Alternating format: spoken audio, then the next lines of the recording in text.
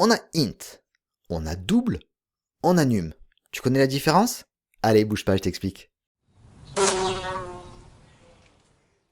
Bienvenue dans la Minute Bzzz. Aujourd'hui, on va faire le tri un petit peu dans les types numériques en Dart. Tu as donc le int, le double et le num. Si tu les mélanges, tu vas pouvoir te retrouver avec des erreurs de calcul stupides. Alors que la différence est cruciale.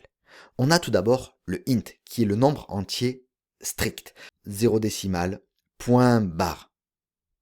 Int âge est égal à 30 ans. On n'a pas 30 ans et demi. Rapide, efficace pour compter des éléments, des boucles ou des âges. Si tu tentes de lui donner une décimale, le compilateur te bloquera. Alors qu'on a le double qui, lui, va accepter les nombres décimaux, c'est-à-dire une virgule, comme un prix, pi. Et c'est le type qu'on va utiliser pour les mesures, les prix, tout ce qui a besoin d'une précision après la virgule. En gros, int va te compter les objets et double les mesures.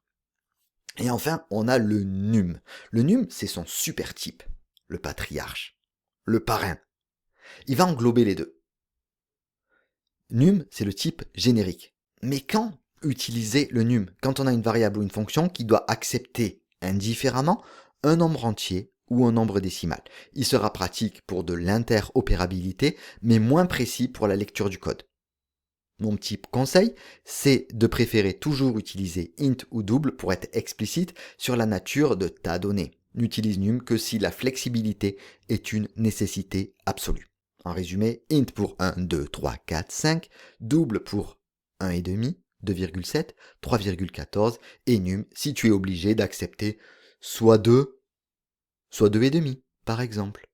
L'un ou l'autre. Maintenant, tu ne feras plus d'erreur. C'était la Minute Bzzz. Je vous dis à très vite pour de nouvelles astuces.